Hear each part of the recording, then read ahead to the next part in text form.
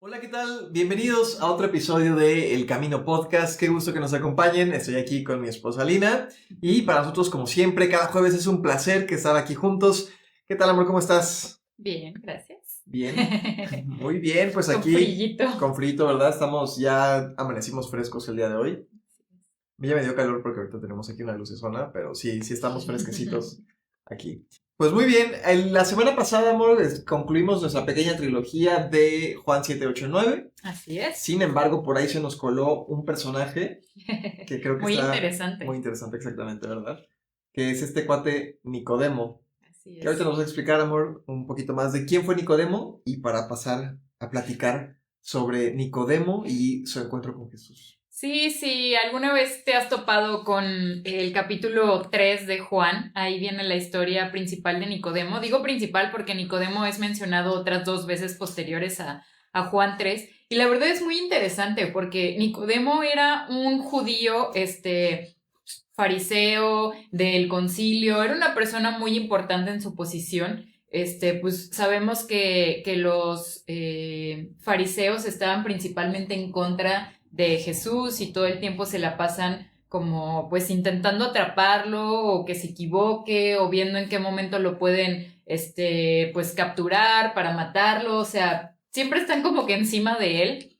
Y las pláticas con los fariseos suelen ser pláticas como un poquito rudas, porque pues, ¿cómo lo dirías? Sí, Como... tensas, porque pues hay un conflicto de intereses, los judíos no Así lo es. quieren o los fariseos. Sí, los fariseos no querían a Jesús pues no es que Jesús no los quisiera, simplemente pues la verdad es que les respondía conforme a como ellos actuaban. Y Nicodemo es un personaje muy, pues muy especial porque a pesar de ser fariseo, va a buscar a Jesús, aunque lo busca en un momento oscuro, un momento de noche, en el que pues suponemos que lo hace de esta forma porque Nicodemo no quería ser visto por los demás, no quería que la gente viera que él iba con Jesús, no quería que sus compañeros fariseos vieran que él estaba yendo con Jesús, pero va con Jesús de noche y va pues ahora sí que extender su corazón y hacerle estas preguntas tan profundas acerca del espíritu, de la fe. Empieza diciéndole, pues es asombroso que hagas milagros y yo no creo que los milagros que tú haces los pueda hacer cualquiera si no viene de Dios. Entonces ahí vemos a un Nicodemo que como que quiere creer, o sea, tiene sus dudas, pero dice, pues es que este hombre, ¿qué onda? O sea, nadie ha hecho milagros como los hace él, lo que significa que hay algo importante en él. Y luego empieza a preguntarle acerca del espíritu y Jesús le dice que hay que nacer de nuevo. Y Nicodemo es como que, ¿cómo nacer de nuevo? O sea, yo no me puedo meter en el vientre de mi madre otra vez. O sea, ¿cómo quieres que nazca de nuevo? Y viene una respuesta de Jesús, pues la verdad bastante interesante, que dice en el versículo 5, dice, te digo la verdad, nadie puede entrar en el reino de Dios si no nace de agua y del espíritu. El ser humano solo puede reproducir la vida humana, pero la vida del espíritu nace del Espíritu Santo. Así que no te sorprendas cuando digo, tiene que nacer de nuevo. El viento sopla hacia donde quiere. De la misma manera que oyes el viento que no sabes de dónde viene ni a dónde va, tampoco puedes explicar cómo las personas nacen del espíritu.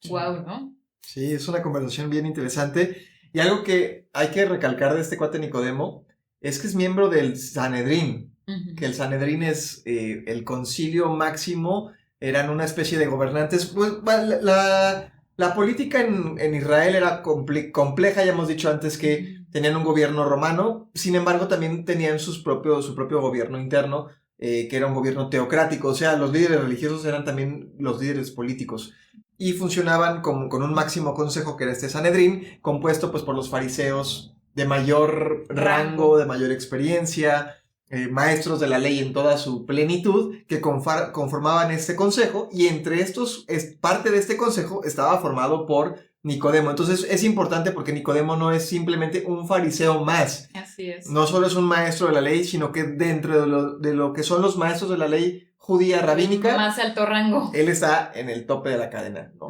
Es de muy alto nivel y como dices, pues yo creo que iba de noche por distintas circunstancias Y aparte era un hombre estudiado, o sea, era un maestro de la ley, sabía, conocía, o sea, había sido dedicada parte de su vida a estudiar las escrituras en ese momento, o sea, no era una persona, pues como tal vez fue Pedro, un pescador o algo así, no, era alguien, pues ya como top, como lo veníamos Sí, diciendo, un doctor un doctor, en la ley exactamente. judía, seguramente. Yo creo que parte de eso, de quién es esta persona, de quién es Nicodemo, lo podemos ver ahorita que comentabas en el capítulo, al inicio del capítulo 3. Dice, cuando llega a hablar Nicodemo, le dice, lo primero que le dice es, Rabí, o sea, es una señal de respeto hacia Jesús. Le dice, todos sabemos que Dios te ha enviado para enseñarnos. Las señales milagrosas que haces son la prueba de que Dios está contigo. Se me hace interesante porque en este contexto de que Nicodemo es un líder o un maestro de la ley que conocía perfectamente bien los profetas, la ley, las profecías de un Mesías venidero, que de hecho estaban en la expectativa de la llegada de ese Mesías que estaba por venir. Y obviamente, si vamos a las profecías que hay en lo que ahora nosotros llamamos Antiguo Testamento, vemos que hay muchos despliegues o muchas, que el Mesías iba a llegar con un despliegue pues, de milagros, de cuestiones de mucho peso en su ministerio. También otro detalle importante es que esto es casi en los primeros momentos del ministerio de Jesús. O sea, hay muchos milagros y hay mucha expectativa y hay poca, y Jesús todavía no ha profundizado en el tipo de reino que va a establecer. Entonces creo que hace sentido que Nicodemo, como estudioso de la ley, diga, a ver, como que los profetas hablaban de un Mesías que debería de hacer milagros y verse de alguna cierta manera. Y creo que Nicodemo sinceramente está ahí queriendo decir, ¿será que a lo mejor él es el que estamos esperando? O sea, este tipo de cosas no las vemos en cualquier otro. Y para mí, no sé tú, amor, qué piensas, pero creo que ya rompe el molde de cómo hemos estigmatizado a los fariseos. Que siempre los tachamos de que fariseo, ay no, ya, uy, Malo. malo, tachado, de lo peor. Y sin embargo, Nicodemo, siendo u ocupando el lugar que tenía, creo que sí ejemplifica perfectamente bien una persona que tiene una búsqueda sincera de la verdad y una búsqueda sincera de saber quién es Jesús. Así es la pequeña excepción a la regla en el desierto. Sí. Pero a la vez sí, o sea, Nicodemo fue ese, pues, sabio en el que podemos entender que el conocimiento no significa, o sea, el conocimiento letrado, intelectual, no significa realmente el conocer a Dios. Sí. O sea, puedes tener muchísimo conocimiento, puedes tener todo el conocimiento de la Biblia que tú quieras y aún así no conocer a Dios. Sí, ese punto, Jesús se lo dice, ¿no? Le dice, es que tú siendo maestro de la ley no entiendes estas verdades. Exacto. Y creo que lo que va a pasar a explicarle Jesús es trascendental para saber que no llegamos al reino de Dios a partir de un conocimiento intelectual. Y me gustaría, te voy a soltar la primera pregunta que me surge a mí de todo esto. Nicodemo le dice, bueno, le dice que lo ha enviado a él, ¿no? Y Jesús le responde, te digo la verdad, a menos de que nazcas de nuevo, no puedes ver el reino de Dios. Y el reino de Dios, o el reino de los cielos, algunas en los evangelios lo puedes encontrar así, es la figura central del ministerio de Jesús. Lo repite en parábolas, en enseñanzas, sermón del monte, el reino de Jesús, el reino de los cielos, perdón, el reino de Dios.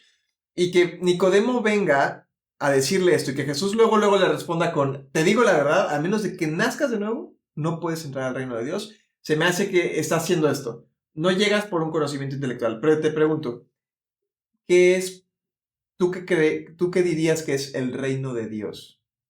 Para mí el reino de Dios es la eternidad, o sea, es a lo que Dios vino a darnos una vida eterna, una vida, pues completa, sin dolor, sin pecado, o sea, si nos volvemos a Adán y Eva, lo que Dios formó en el Edén era como ese paraíso, ¿no? En el que todos querríamos estar hasta que comieron del fruto y ahí ya el pecado entró y todo se volvió como que turbio. Yo me lo imagino como si entrara una neblina así a enturbecer todo y ya no ves con claridad todo a donde quieres llegar. Y así me lo imagino. O sea, el reino de Dios para mí es ese lugar de paz, ese lugar en el que podemos estar con Dios, ese conocimiento cercano con Dios en el que no necesitamos intermediarios, no necesitamos a nadie más, simplemente estamos con Dios. Sí, el reino de Dios, así comienza prácticamente Jesús su ministerio diciendo, el reino de Dios o el reino de los cielos se ha acercado y está aquí. Y es creo que precisamente eso, el restablecimiento de la comunión con Dios aún en la tierra, ¿no? Contrario a la percepción del reino que esperaban los judíos, es este restablecimiento de nuestra relación con Dios, creo que ahí está el reino de Dios y que obviamente involucra la eternidad, el gozar de la presencia de Dios en todo momento, todas las, digamos, bendiciones o cualidades, características que podríamos esperar de tener una relación con Dios. Y creo que es fundamental, porque desde aquí yo siento que Jesús ya le está diciendo la línea de que, a ver, si te estás preguntando si yo vengo a establecer el reino, es como que sí, pero el de Dios. Pero no, ¿no? Dice sí, pero el de Dios. O sea, sí, pero no el que tú a lo mejor estás esperando, Nicodemo. Tú estás esperando que yo llegue aquí a desbaratar romanos, pero no va a suceder así. Sí he llegado a establecer el reino de Dios. Y por eso me parece tan, llamativo que comience así Jesús su plática con este líder religioso que perfectamente bien tenía un entendimiento profundo de las Escrituras. Así y ahorita tú mencionabas, amor, el tema del conocer, de que no solamente es un conocimiento intelectual. Y creo que es importante porque yo, o sea, no sé, es obvio, ¿no? Pero si tú dijeras, ¿cómo nos hemos llegado a conocer tú y yo? Pues, ¿cuál dirías que ha sido el camino? O sea, la forma... Viviendo juntos. Oh, pues... La verdad. Sí, ¿no? Viviendo juntos. Sí. Ahora, ¿tú crees que me hubieras podido conocer si te mandaba, ya sabes, no sé, mi currículum vitae y mi perfil impreso de Facebook y así, mira, todo esto es todo lo que he hecho y quién soy? Y lo lees y pues ya ese soy yo. ¿Te casarías conmigo si me hubieras conocido nada más así? No sé. La verdad no sé. Está complicado. Probablemente no. Probablemente no. Porque pues no, o sea, pues es blanco y negro, no estás experimentando a la persona, solamente puede decir ahí que tengo tal trabajo o que me gustan tales cosas, pero creo que no te permite conocer de verdad a una persona. Y creo que lo mismo pasa con Dios, es verdad. A veces es como que, bueno, pues es que lo conocemos a través de la Biblia, sí es cierto, pero no solamente es conocerlo a través de la Biblia, tenemos que tener estos encuentros o estas búsquedas personales. Y es que ahí está el punto clave, porque ahí es donde entra el Espíritu Santo, que incluso Jesús se lo está diciendo a Nicodemo. O sea, no es el conocimiento solamente, sino necesitas el Espíritu Santo, y por eso es el nacer de nuevo, nacer en espíritu, como dice, o sea, el espíritu, uno no sabe ni de dónde va ni dónde viene, es como el aire, o sea, simplemente la tenemos, y si sopla el aire no sabemos ni siquiera si venía del norte, del sur, o sea, es muy, muy difícil distinguir de dónde viene. Incluso así es el Espíritu Santo, y es el que nos nutre y nos hace entender su palabra, es el que nos permite el conocimiento, como tenerlo en nuestra vida y ponerlo en práctica. Ese tema es importante. El nacimiento del Espíritu Santo. Aquí Jesús le está diciendo, a menos de que nazcas del Espíritu, no puedes acceder al reino de Dios. Pero, ¿qué es esto de nacer del Espíritu? O sea, en términos prácticos, es algo que adquiero, que compro, que me llega, que qué tengo que hacer, o qué es, o cómo sé. O sea, el propio Nicodemo se queda como que, ¿y qué quieres decir con eso? ¿Significa que me tengo que volver a meter al vientre de mi madre para volver a nacer? ¿O cómo vuelvo a nacer de nuevo? Y, pues, ¿cómo nacemos de nuevo? ¿Y cómo podemos nacer de agua y del Espíritu, como dice en el versículo 5? Para mí el Espíritu llega a nuestras vidas por fe, bueno, aquí vemos varios conceptos, y de hecho me encanta, porque el versículo más popular de toda la Biblia, creo que, o sea, sí, tal vez sí es como que el más popular, o no sé si haya otro, pero lo ves hasta en pancartas en los estadios, ¿no? Juan 3:16. Y cuando estaba poniéndole más atención a esta historia, me encantó decir, wow, o sea, se lo estaba diciendo a Nicodemo en un lugar como oscuro, donde nadie más podía escucharlos, donde nadie más podía verlos. O sea, a una sola persona se lo estaba diciendo, y es como que... ¡puf! Y es este versículo donde dice, de tal manera amó Dios al mundo que dio a su único hijo para que todo aquel que cree en Él no se pierda, mas tenga vida eterna. Y es como, ese es el secreto para tener el Espíritu Santo, creer en su Hijo, creer en Jesús. Dios envió a su Hijo para que creamos en Él. Y me encanta también el versículo 17 que dice, Dios no envió a su Hijo al mundo para condenar al mundo, sino para salvarlo por medio de Él. Sí. O sea, la salvación está en Jesús, el Espíritu Santo está en creer en Jesús. Cuando creemos en Jesús, entonces podemos acceder al Espíritu Santo y el Espíritu Santo entra a nuestra vida y nos cambia por completo porque nos cambia. Sí, es muy representativo y es verdad eso que mencionas.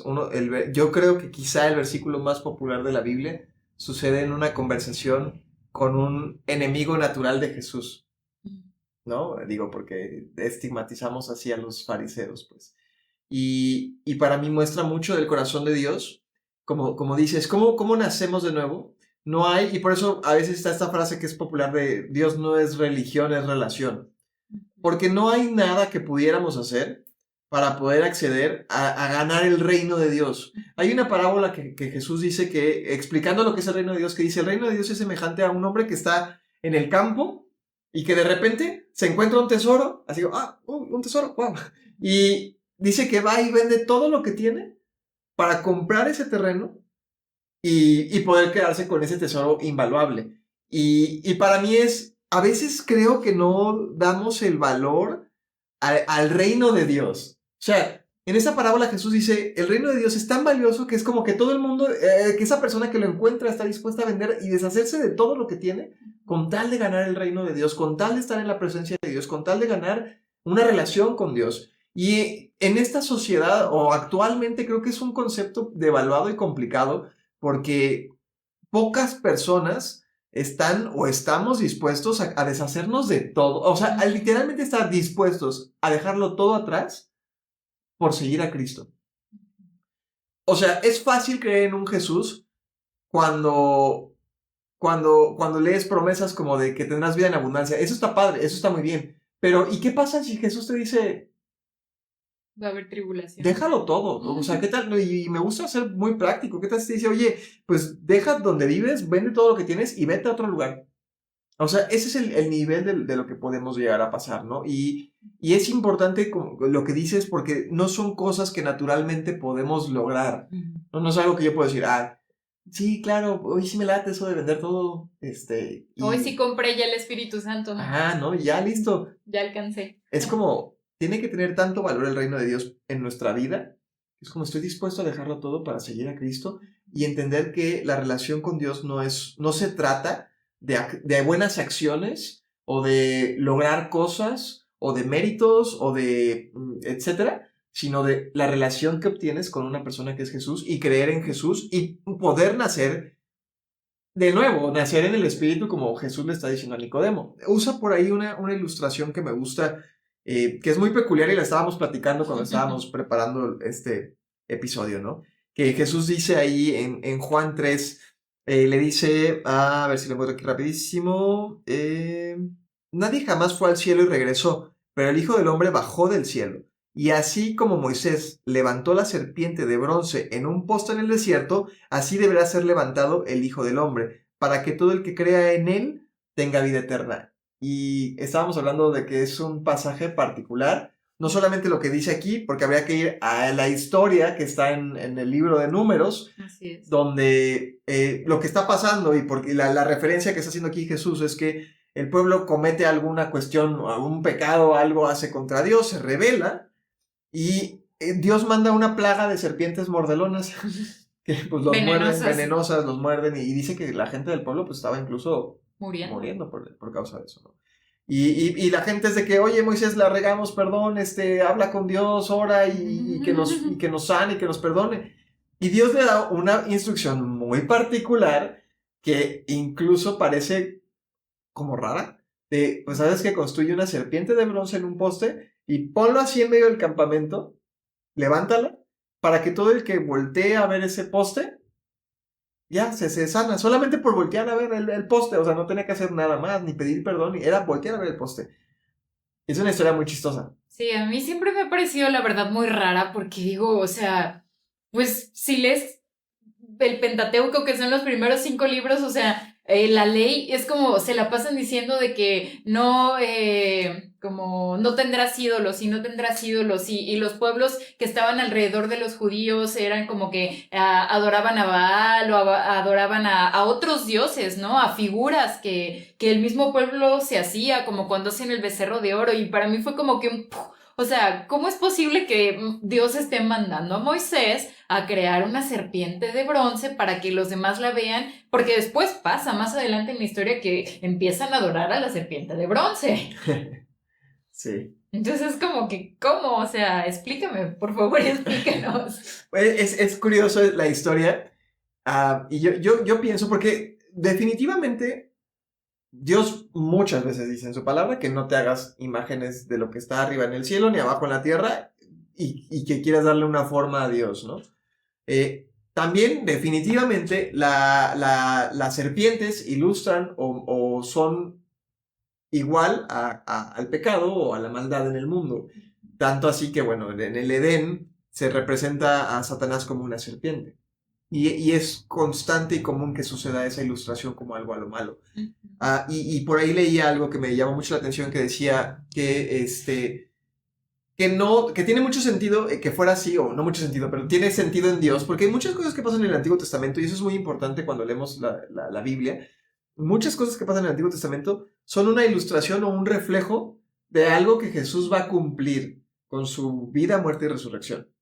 Y teniendo eso en cuenta, si las serpientes simbolizan lo malo y el pecado, hay un escritor que dice, básicamente Dios le estaba diciendo, tienen que voltear a ver su pecado para ser salvos o ser sanados, en el caso del pueblo de Israel. Y me recordó un versículo que está en 2 de Corintios, capítulo 5, versículo 21, que lo voy a leer en Reina Valera porque pone las palabras así, dice, al que no conoció pecado, por nosotros lo hizo pecado, para que nosotros fuéramos hechos justicia de Dios en él.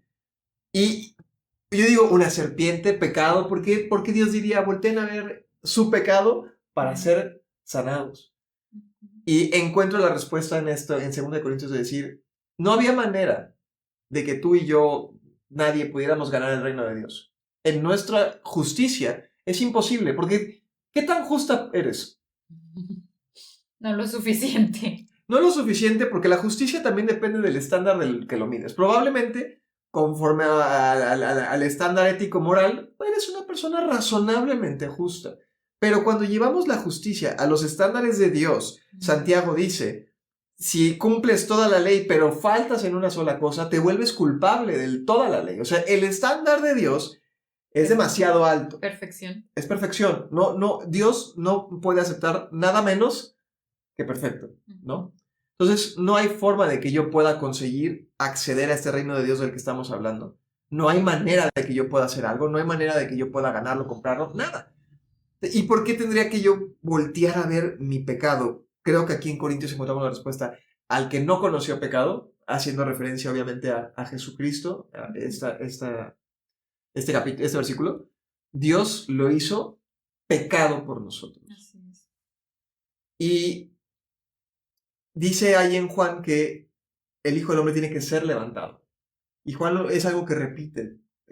Cuando el Hijo del Hombre sea levantado, atraerá a todos hacia sí mismos. Y se compara a Jesús con esta serpiente de bronce en el desierto. Porque Él sabe que lo que tiene que pasar para que accedamos al reino de Dios, para que nazcamos de nuevo, al final del día es una explicación muy larga de cómo podemos nacer de nuevo y entrar al reino, es que tenemos que voltear a ver nuestro pecado. Pero no para culparnos y darnos como golpes de pecho de, por mi culpa, sino para decir, mi pecado está en esa cruz. Y entonces Jesús se parece a la serpiente en el desierto. Él no era pecado, no era pecador, no tenía por qué morir, no tenía por qué pagar, pero Él decidió hacerse esa serpiente en el desierto para que, literal, con solo voltear a ver nuestro pecado en esa cruz y decir, mi pecado está ahí. Poder ser salvados. Poder ser salvados. Me encanta. O sea, es una ilustración extraña, pero me encanta porque ejemplifica este tema de decir, no hay nada que tú y yo pudiéramos haber hecho. No hay vidas suficientes. Hay un concepto por ahí de la reencarnación, que básicamente lo que dice, digo, sin considerarme yo un experto en la reencarnación, pero entiendo que mucho de la reencarnación es que es un proceso en el cual naces y tienes una vida y entonces renaces en otra especie para seguir como puliendo y purificando tu alma a lo largo de sucesiones de vida, ¿no? Hasta que alcanzas un estado de iluminación o de conexión. Y Dios lo que está diciendo es que no hay vidas suficientes que te alcanzaría. O sea, puedes renacer toda la eternidad, no alcanzarías jamás a tener la justicia que se requiere para acceder al reino de Dios. Y está padre, porque además Dios nos ofrece una alternativa mucho más rápida que renacer cientos o miles de veces a lo largo del tiempo. Es voltea a ver tu pecado en esa cruz, lo que tú no puedes lograr. Voltea a ver la serpiente y sé salvo. Y lo dice, o sea, en el mismo Juan 3, en el 18, dice, no hay condenación para todo el que cree en él, pero todo el que no cree ya ha sido condenado por no haber creído en el Hijo de Dios. O sea, es como, lo único que tienes que hacer es creer. Y si tú no crees, entonces te estás condenando a ti mismo, porque no quieres voltear a ver a Jesús en esta ilustración. O sea, en realidad no quieres voltear a ver a Jesús para ser sanado y para ser salvado. Y también dice, esta condenación, o sea, se basa en el siguiente hecho. Dice, la luz de Dios llegó al mundo, pero la gente amó más la oscuridad que la luz, porque quería sus acciones malvadas. La gente, aun cuando Dios les está dando la salida y les está diciendo, estoy aquí, solo voltéame a ver, cree en mí y yo te voy a sanar, yo te voy a salvar, yo estoy aquí, o sea, extendiendo mis manos hacia ti. La gente dice, no quiero, o sea, prefiero quedarme en mi pecado, prefiero seguir haciendo lo malo. ¿Pero por qué? O sea, realmente, ¿cuál es ¿por qué alguien querría permanecer haciendo lo malo? O sea, ¿cuál sería el beneficio? O sí, ¿por qué? Por comodidad. ¿Pero qué tipo de comodidad? La verdad es que para cada persona es diferente, o sea, creo que muchas veces no nos gusta seguir las reglas, y como mexicanos específicamente, no nos gusta seguir las reglas. No nos gusta hacer a veces las cosas correctamente y siempre estamos buscando como que la salida o las letritas chiquitas para librarnos, para pues lograr así, ahora sí que el atajo, ¿no? ¿Y crees que tenga que ver? Porque yo pienso y digo, obviamente aquí la Biblia siempre habla en un contraste muy notorio. Los seres humanos hablamos en términos de grises, ¿no? Uh-huh. No hay luz ni oscuridad, hay tonalidades de gris, hay 50 sombras de gris. Y para Dios no, para Dios es evidente que está el bien y el mal, está la perfección y está la imperfección, se acabó, ¿no? No habla en términos medios. Porque creo que es algo que tenemos que entender, que parecería muy tonto decir, ay, pues qué torpe, ¿quién va a preferir las tinieblas que la luz, no? ¿Quién va a preferir? O sea, por eso pregunto, no tiene sentido. Pero a la vez tenemos que entender que la oscuridad es en lo que vivimos. Uh-huh. Y que la vida es oscuridad. Y eso es lo que Dios quiere quitar del medio. O sea, básicamente es todo lo que hacemos y vivimos en nuestra día a día es oscuridad. Y uno puede decir, es que lo que yo hago, no, yo nunca lastimo a la gente, no actúo tan mal. No, probablemente no, pero no actúas tan mal, pero vivimos en un mundo de oscuridad y nuestra tendencia humana, natural, nuestro corazón, a lo que se acomoda es al pecado. Y no al pecado, insisto, de que, yo quiero matar a alguien. Seguramente no, o sea, pocas, obviamente hay, pero no creo que sea la mayoría de la gente, no encuadra en la maldad pura, como lo llamamos, ¿no? Pero sí en una maldad egoísta. O sea, casi todos somos egoístas. Vemos nuestro propio beneficio. Vemos nuestro propio beneficio, por muy noble que sea, porque yo simplemente, de manera natural, si a mí me dijeran, oye, ¿tú qué prefieres? ¿50 personas o tu familia? Pues yo diría, pues, perdón, ellos no los conozco, ¿no? Sí, o simplemente ahí el ejemplo más claro, ¿no? El que te pare un tránsito. ¿Qué es lo primero que hace la gente? Como que no, pues perdóname, y ahí te va un billetito, y eso ya es oscuridad. Pues todo en la vida es oscuro. Y es como tu comodidad. Buscamos nuestra comodidad, ¿no? Y yo creo que ese es el tema, que no queremos cambiar esas formas de vivir, o simplemente no creemos que necesitamos un salvador, porque pues no creemos que estamos tan mal. Y pensar en la vida eterna, pues es como que, pues falta mucho tiempo, ¿no? Eso seguramente ay, ni fui tan malo, seguramente Dios me va a dar acceso porque, pues, oye, nunca, hice algo así, un pecado capital, ¿no? Un pecado de verdad, en serio. Y Jesús presenta estos contrastes en el Sermón del Monte, dice, la ley dice que si tú adulteras es pecado, pero yo les digo que no es adulterar, sino con que voltees a ver a una mujer con codicia, ya estás pecando. Otra vez, acentuamos el estándar que Dios espera. Que nuestro estándar es, bueno, no, pues yo nunca voy a adulterar, no, yo siempre te voy a ser fiel. Pero ya que te dicen, y has volteado así como, ya puedes decir, híjole, ¿y eso me hace culpable de la ley? O sea, pero yo no, ni siquiera, o sea, ni por error, o sea, no fue como que... Ni le hablé. Ni le hablé, ni pensaba, o sea, para nada, solo fue como... Pues para los estándares de Dios, sí, está cañón. Sí. Es un nivel de exigencia muy grande. Y esto quiero también ser claro, ¿por qué no puedo decir, no, pues ya valió? O sea, entonces, ¿qué? ¿No? Si no puedo, o sea, si se me fue el ojo, ya valió. Y ahí el mismo el Sermón del Monte dice, si tu ojo te es ocasión te hace pecar, quítatelo y arrójalo, mejor entra al reino de Dios tuerto que...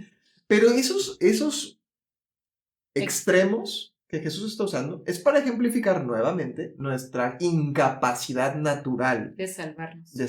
¿Okay? Naturalmente, yo, Héctor, hoy nacido de mi mamá, bla, bla, yo naturalmente, por más bueno que sea, no puedo. No hay manera que pueda, no hay forma, o sea, no hay manera. Solamente, insisto, Jesús puede lograrlo. Me gusta como dice, está aquí, y creo que Jesús tenía en mente este versículo de Ezequiel cuando estaba hablando con Nicodemo y cuando él estaba hablando del nacer del Espíritu, porque hay una profecía en Ezequiel que tiene que ver con cómo quitamos esta naturaleza individualista, pecaminosa, caída, oscura, o gris, quizá no es totalmente oscura, pero claro, oscura de nuestra vida. Y dice en Ezequiel, entonces los rociaré con agua pura y quedarán limpios, lavaré su inmundicia y dejarán de rendir culto a los ídolos, les daré un corazón nuevo y pondré un espíritu nuevo dentro de ustedes. Les quitaré ese terco corazón de piedra y les daré un corazón tierno y receptivo. Pondré mi espíritu en ustedes para que sigan mis decretos y se aseguren de obedecer mis ordenanzas. Creo que es Jesús dice, cuando dice tienen que nacer de agua y espíritu, creo que está pensando, entonces los rociaré con agua y los voy a limpiar.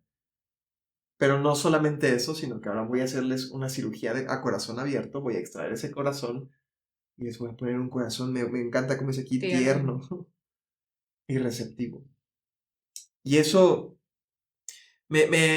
yo creo que en lo profundo de su corazón, aunque Nicodemo estaba comenzando su viaje, yo veo en él este deseo de querer tener un corazón tierno y receptivo. A lo mejor no sabía todavía cómo, pero buscar a Jesús siempre es el primer paso. A lo mejor no entendía en quién era totalmente Jesús, pero veo realmente ese deseo de decir, tú eres un rabí, o sea, rabí significa maestro, y que el máximo representante, que el doctor en la ley le diga maestro a un carpintero de Galilea, dice mucho, mucho más de lo que, o sea, entre líneas es una declaración fuertísima de decir, tú sabes más que yo.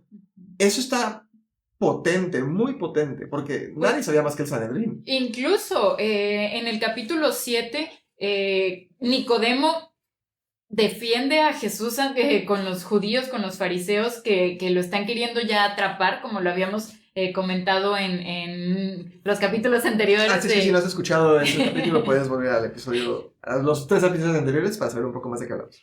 Muy bien, lo querían capturar, ¿no? Y Nicodemo lo defiende y dice, oye, pues él, o sea, cualquiera tiene derecho a que lo escuchen. Y otro le dice, o sea, pues, ¿qué no has leído las escrituras? Nunca ha salido un profeta de Galilea, o sea, ubícate. Y es como que Nicodemo lo respetaba ya, aunque fuera un profeta de Galilea, porque había visto lo que Jesús hacía, había visto los milagros, incluso yo creo que empezaba a ver el milagro en su vida, que es el más importante para Nicodemo, obviamente. Sí. Es un proceso, me gusta, para mí ejemplifica mucho, porque a veces podríamos pensar, bueno, ¿y cómo yo sé en qué etapa del recorrido estoy? Si estoy acercándome a Dios, estoy conociendo un poco, estoy apenas haciendo estas aproximaciones, estoy yendo a una iglesia o estoy agarrando mi Biblia. Y podemos tener muchas dudas acerca de en dónde estamos con Dios. Y yo creo, y no estoy invitando a la gente a ser pasiva en su relación y en su búsqueda con Dios, creo que es un asunto primordial, pero también veo la paciencia, la perseverancia de Dios, y que cuando dice el Espíritu es como el viento que va y viene y hace o sea, no sabes ni a dónde viene ni a dónde va. Yo creo que el recorrido de cada persona es así. No es como, Nicodemo tenía que creer ese día que habló en la noche con Jesús, porque si no, ¿qué le pasa? Esa fue su oportunidad. Y digo, tampoco la Biblia nos aclara si en ese momento creyó o no, simplemente concluye la conversación y nos dejan así. Pero veo un proceso, porque luego en el capítulo 7, algunos meses o quizá hasta años después, un año después o algo así, un tiempo después, lo está defendiendo ante los miembros del consejo del Sanedrín al que él pertenece, que ya están planeando aprender cómo agarrar a Jesús. Y da ese paso de decir, quizá no está identificándose como un seguidor, pero sí decir, él merece un trato justo, por lo menos merece un trato justo. Y la intervención de Nicodemo no concluye ahí, ¿no? Hay una tercera escena que para mí termina de envolver toda la experiencia de Nicodemo en el capítulo 19 de Juan, y que creo que vale mucho la pena hablarlo. Él básicamente, pues, es la crucifixión de Jesús. Así es. Pasa, ya lo logran aprender, pasa el juicio, lo crucifican, y Nicodemo aparece, pero aparece en un momento que ahorita vamos a ver. Es particular, otra vez, ¿no? Porque va de noche es particular, pero ahora aparece en un momento también muy particular, porque ya que muere, dice que en el capítulo 19 de Juan, versículo 38, dice, más tarde, José de Arimatea, quien había sido un discípulo secreto de Jesús, entre comillas, entre paréntesis, perdón, por temor de los líderes judíos, pidió permiso a Pilato para bajar el cuerpo de Jesús. Cuando Pilato concedió el permiso, José fue a buscar el cuerpo y se lo llevó. Lo acompañó Nicodemo, el hombre que había ido a ver a Jesús de noche. Llevó consigo unos 33 kilos de ungüento perfumado, una mezcla de mirra y aloe. José de Arimatea, tanto como Nicodemo, eran miembros de este concilio. Y eran los seguidores secretos de Jesús. Los seguidores undercover de Jesús.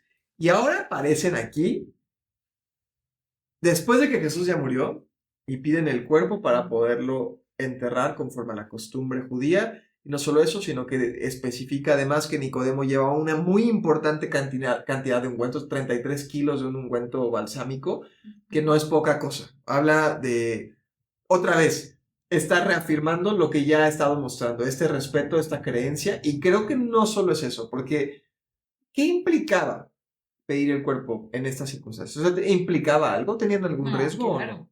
O sea, bueno, para empezar implicaba muchas cosas. En primera, el enfrentarte, como quien dice, a tus compañeros fariseos, ¿no? De decir, o sea, pues yo lo quiero enterrar dignamente, o ser una persona que yo respetaba. Y, o sea, para los otros Jesús era un criminal, o sea, ¿por qué lo iba a enterrar dignamente? Eso, o sea, para un fariseo no lo merecía, para Nicodemo sí. Y eso ya fue un punto clave. Otro punto es que estaban en los días de iniciar, era iniciar la Pascua. De celebrar ya el día más importante.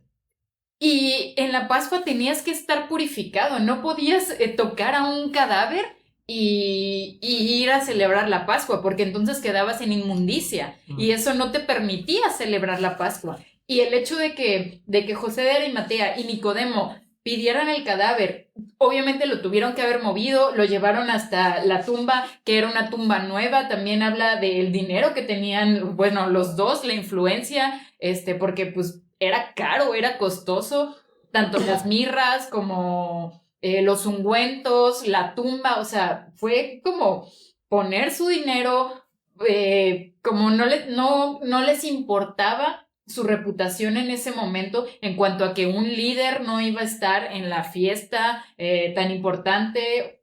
Todo eso fue como basura para ellos en ese momento, ¿no? Oye, pero qué curioso, me llama la atención que si ya estaban dispuestos a correr este tipo de riesgos, porque eso es importante. No fue como que, pues bueno, es que ya estaba muerto, pues ya que. No, o sea, seguía implicando muchísimas cosas. Perderse una de las fiestas más importantes Así es. del judaísmo, como era la fiesta de la Pascua, quedar en evidencia que era decir, prefiero hacer esto que celebrar esta fiesta, que para los miembros del Sanedrín, vaya, que escudriñaban todo, era como, ¿qué estás diciendo? O sea, ¿qué está pasando contigo? Pero, bueno, si ya estaban dispuestos a arriesgar tanto, ¿no te parece particular que arriesguen todo una vez que Jesús murió? Sí, es particular, pero a la vez, o sea, digo, pues Dios se movió en su corazón, a lo mejor los tocó en el momento de su muerte, ¿no? De decir, realmente lo estoy haciendo por ti, para que me voltees a ver a mí y tus pecados sean perdonados. Sí, y yo lo digo porque creo que tiene mucho que ver con esta escena que hablábamos de La la serpiente. serpiente, y que Juan, insisto otra vez, a Jesús lo dice ahí mismo, tengo que ser levantado. Luego, en otro discurso que Juan también toma nota y luego pone en su evangelio, dice que Jesús dice, y cuando el Hijo del Hombre sea levantado, atraerá a todos hacia sí mismos. Y esta es una verdad particular sobre Jesús que creo que muchas veces perdemos de vista. Su vida fue importante, hizo muchas cosas increíbles, milagros, enseñanzas, pero realmente, si evaluamos el impacto, Su muerte lo dio todo. su muerte es lo que realmente detona vamos a decirlo, el cristianismo. No lo llamamos cristianismo. La fe en Jesús se detona a partir de su muerte y no de su vida.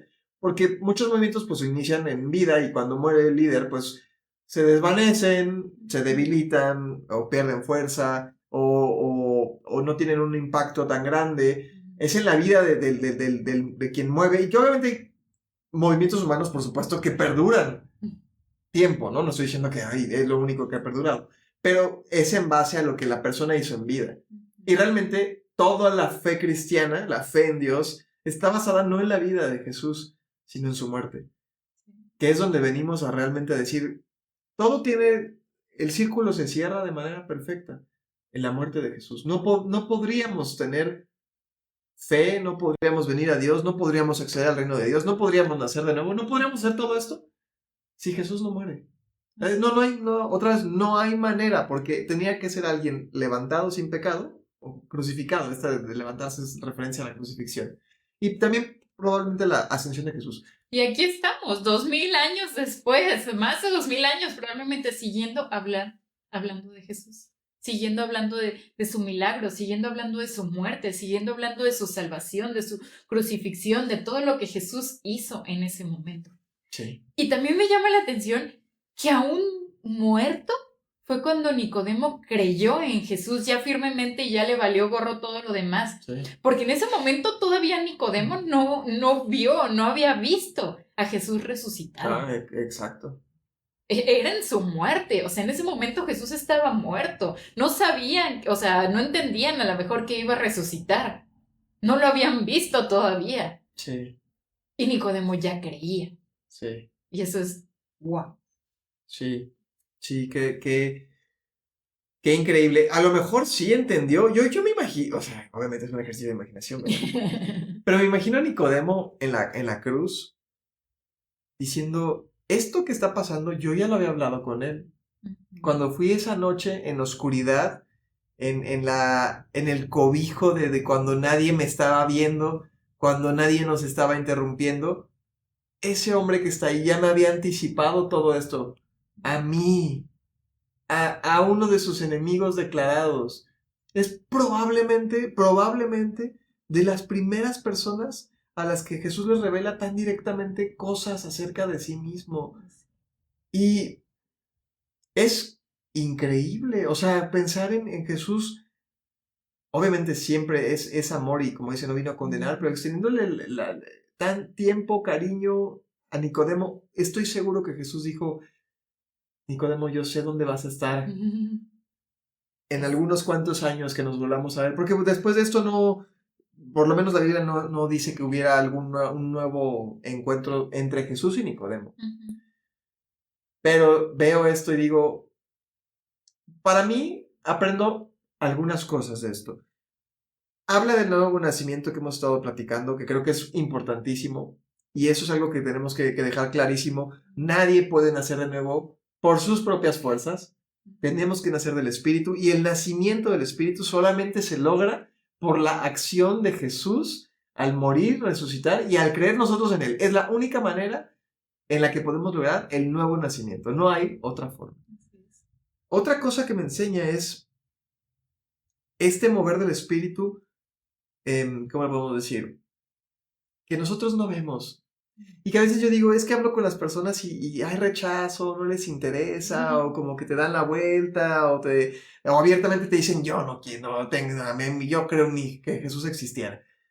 Y veo aquí como Dios tiene un proceso para cada vida y para cada persona. Y que no tenemos por qué estigmatizar o rechazar o darnos por vencidos con una persona, aunque uno diga, no, pues es que ese cuate es ateo, o sea, ese nunca va a creer. Y es como que era del grupo opositor, el más opositor. O sea, estos cuates eran enemigos declarados. Y está ahí junto con José de Arimatea, que también era miembro de este concilio.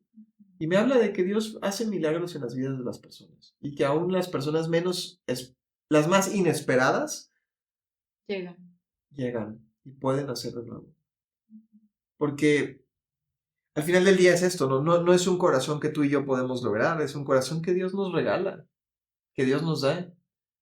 Es un acceso gratuito por medio de la fe, ¿no? Me quedo con eso de voltear a ver mi pecado clavado en esa cruz. De decir, no hay condenación para los que están en Cristo Jesús.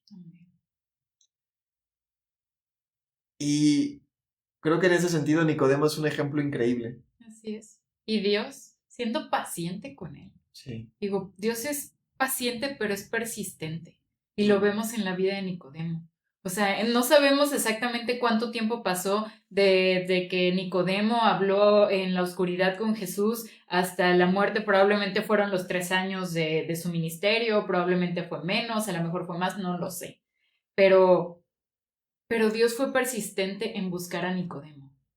Fue persistente en estar ahí esperando que su corazón se convenciera por completo y diciendo, estoy aquí para ti.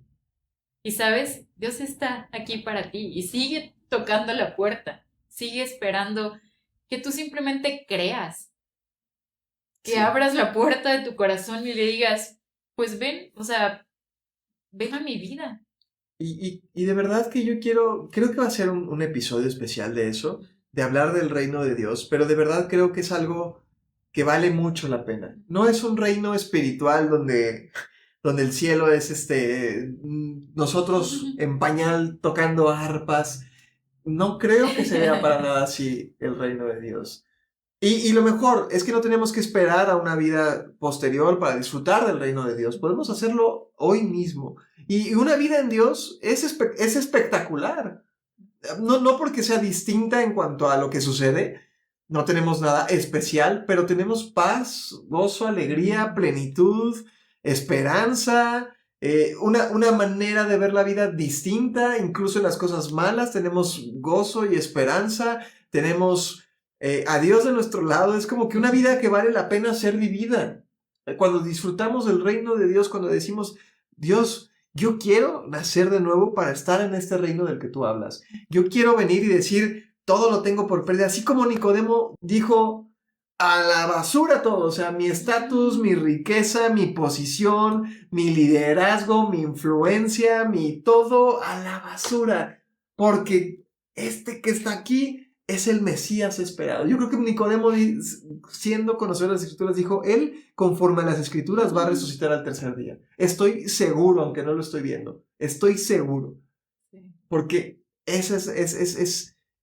Dios vino a darnos, aquí sí, vida y vida en abundancia, una vida plena, a cambiar nuestra forma de ver las cosas. Es de las cosas más increíbles cuando nacemos de nuevo y entramos a un reino espiritual, al reino de Dios. Pues la Biblia dice, ya no somos ciudadanos de este mundo, nos volvemos ciudadanos del cielo. Con todos los derechos, beneficios que eso concede, ¿no? Es como, ahora yo cargo 2 pasaportes, el mexicano y el celestial. Y eso cambia todo. Y yo me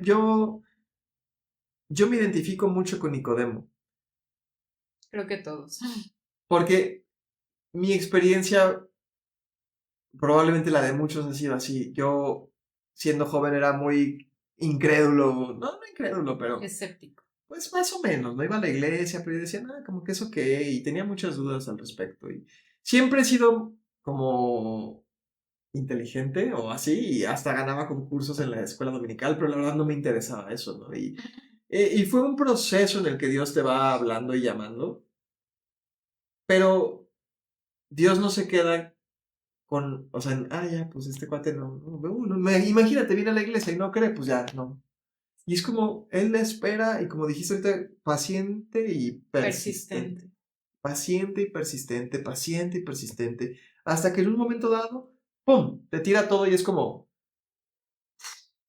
¿qué es esto? Yo no había visto a este Jesús así como es, ¿no? En una experiencia viva y real.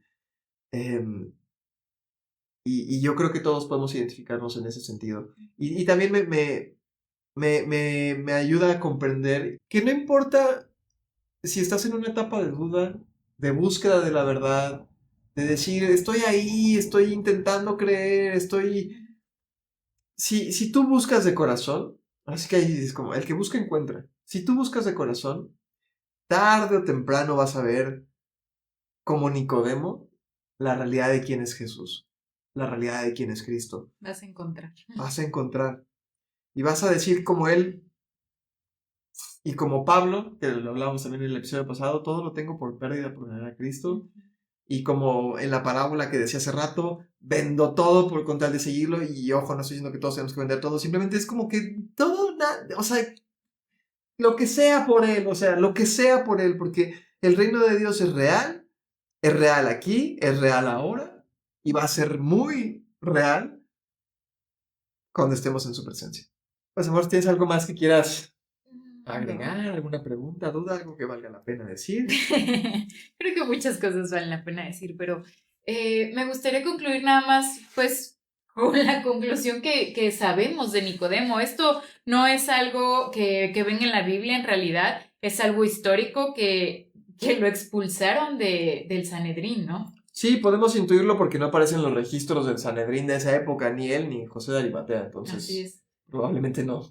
Significa que probablemente lo excomulgaron. Fue como que, o sea, tú creíste, o sea, ya vete de aquí. Y a veces eso también nos puede pasar en la vida. Nos pueden tratar mal por creer en Jesús, pero al final vale la pena, Ujú. porque Nicodemo se quedó con lo mejor, con la mejor parte. Aún siendo expulsado, se quedó con la mejor parte. Sí, exactamente. Hay una frase que a mí me encanta de Jim Elliot que dice, no es un tonto aquel que entrega lo que aquí no puede retener para ganar aquello que nunca podrá perder. Jim Elliot, si mal no recuerdo, fue un misionero, de una película, creo que La punta de la lanza, probablemente me lo estoy inventando, pero estoy casi seguro que no. Si alguien tiene el dato exacto puede mandarnos un comentario o algo así, pero estoy casi seguro que sí, un misionero que incluso muere predicando el evangelio y tiene mucho peso que diga, no es un tonto aquel que está dispuesto a entregar lo que no puede retener y eso es algo que todo el mundo sabemos. Hay 2 cosas seguras en esta vida, los impuestos Y la muerte. y la muerte. No podemos retener nada de lo que construyamos aquí. Nada, o sea, no es como cuando jugaban ¿te acuerdas de este programa de el rival más débil que en medio del juego decías banco y salvabas como lo que habías logrado, ¿no? Sí. Pues aquí no es como que banco y ya me voy a llevar a la próxima vida lo que logré. En ese momento. Sí, no, ahorita guardo o como en los videojuegos, ¿no? El checkpoint, llega el checkpoint, guardo y ya, cualquier cosa estoy seguro. Pues no podemos retener nada, nada nos podemos llevar, absolutamente nada. Yo entregaría todo esto que tengo con tal de ganar aquello que jamás voy a perder. O sea, el reino de Dios, la vida eterna, la presencia de Dios, la comunión con Dios, las cosas que Dios promete en su palabra. Ese creo que sería la frase de cada creyente. Y Nicodemo creo que mismo lo habrá pensado, no soy un tonto al perder todo esto que estoy dejando atrás porque acabo de encontrar lo mejor de la vida. Dios es muy bueno, muy paciente y está dispuesto a recibirnos a todos. No sé cuál sea la condición en la que estás, si a lo mejor la vida es muy, sí es muy oscura en cuanto a que pasamos por muchas malas rachas, ¿sabes?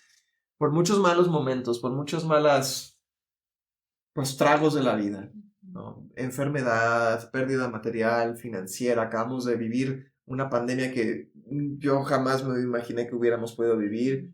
Perdimos seres queridos en el proceso.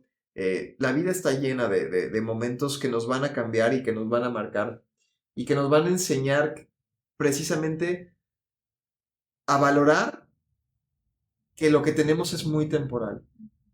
Pero si tú no estás escuchando y estás en esta temporada mala, regular, o a lo mejor muy buena, pero que sabes que no va a ser para siempre, Dios quiere decirte hoy que puedes nacer de nuevo, que verdaderamente puedes nacer de agua y espíritu, que verdaderamente hoy puedes encontrar comunión, paz, perdón, una conciencia limpia en Dios, que no tienes que hacer un gran proceso, que no tienes que renacer 1000 veces, que no tienes que hacer absolutamente nada más que decir, así como el pueblo de Israel, voltea a ver tu pecado clavado en esa cruz y decir, Señor Jesús, aquí estoy, ¿no? A lo mejor, literalmente en la oscuridad de la noche, en medio de dudas, de temores, de cuestiones incontrolables, pero quiero creer en ti. Quiero darte mi corazón. Quiero pedirte que tú hagas este corazón nuevo y limpio en mí, que lo regeneres en mí. Y es una oración que te aseguro que Dios está dispuesto a contestar y a darte, como leíamos en Ezequiel, ese corazón tierno, ese corazón nuevo, a alabarte y a que nunca más sean recordados tus pecados. Hay por ahí un salmo quizá que dice que tan lejos como está el oriente del occidente, así está nuestro pecado delante de Dios. No soy perfecto, pero en Dios, en Jesús, estoy escondido y soy perfecto a los ojos de Dios. Alguien lo decía así el otro día, lo escuché. Dios se vuelve ciego por amor o ciego de amor y ya no ve nuestra maldad, ya no ve nuestro pecado. Únicamente ve a Jesús y su perfección cumplida en nosotros. Gracias por escucharnos, por acompañarnos, sea que nos estés viendo en video o escuchando. Esperamos que este sea un episodio que traiga esperanza a tu vida, insisto, sin importar el momento en el que estés, que sepas que Dios es un Dios de amor, un Dios de segundas, terceras, cuartas, quintas, sextas, 77 veces oportunidades. Sí. Y no es para tomarlo a la ligera y decir, bueno, pues ya que esté viejo, sino para decir, yo quiero experimentar ese amor. Te invito a que experimentes el amor de Dios, a que experimentes el reino de Dios. El evangelio sigue siendo el mismo desde que Jesús vino y es: alégrense porque el reino de Dios se ha acercado y de hecho ya está aquí y está al alcance de un sí, Señor Jesús, creo. Esperamos que tengan en el día que estén, a la hora que nos estén escuchando, un día muy bonito, una hora muy bonita, o si estás por acostarte, pues también que disfrutes. Gracias por acompañarnos, nos vemos aquí el próximo jueves. Correcto. Para un nuevo episodio. Disfruten y pues nos vemos o nos escuchamos. Bye bye. Bye.